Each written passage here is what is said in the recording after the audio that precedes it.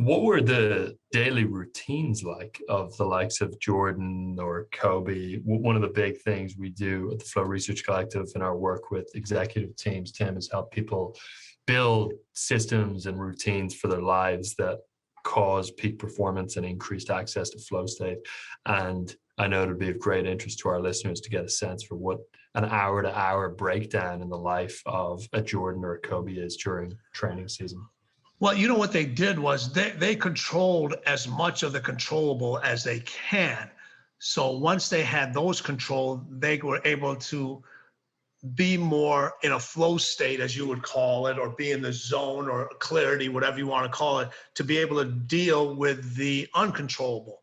So the games were so uncontrollable. You don't know what's going to go on in the game. You know, how the opponent is going to be, what's going on in the arena. So a lot of those things are not controlled. So you try to control as many things as you can before that. So the preparation actually starts, they always had whatever thought they went to sleep with. I always just tell them, the last thought you go to sleep with is the first thought you're going to wake up with.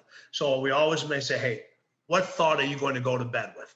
I'm not going to tell you what thought. I'm not going to tell you to think positive. I'm not that person that says, hey, you got to go to sleep with a thought. But whatever thought you're going to go to sleep with on that night, remember, that's the first thing that's what's going to manifest through the night. And that's going to be the first thing that's probably going to pop in your mind. Just understand that. So I kind of gave these individuals freedom to kind of create their mental and physical routine.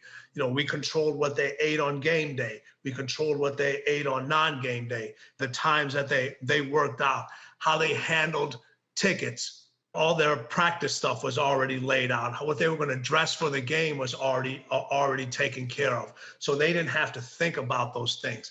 The nap times and the times to themselves was extremely important. What time they got to the arena, what time they left home, how they watched film. So we try to control as many things as we possibly could that allowed to create clarity for these individuals. Michael and Kobe were both individuals that love to work out on game day. So part of their routine was they got up extremely early and they worked out on game days. They actually went through a whole training regimen on game day. And we did it early in the morning so they would have enough time for them to recover before the game. Dwyane wasn't an early morning person. He wanted to sleep in.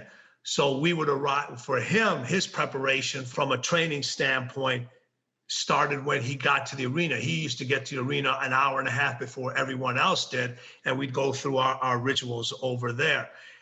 I know how people love to hear about different routines and they try to implement somebody else's routine into their lives and into their success. You can take what you need and throw out the rest. So if you need to take a lot of things from different individuals that allow you to excel and allow you to create a routine that's beneficial to you, a routine that's going to allow you to win, not a routine that's going to allow you to be in a comfort zone all the time.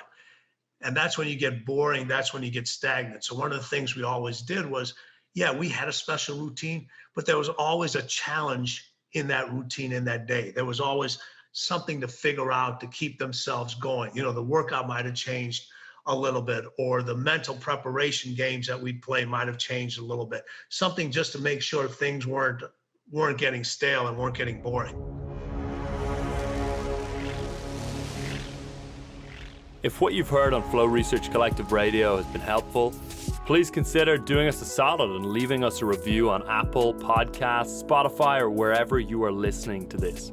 Reviews help us connect to a wider audience so we can get these peak performance principles out to more people.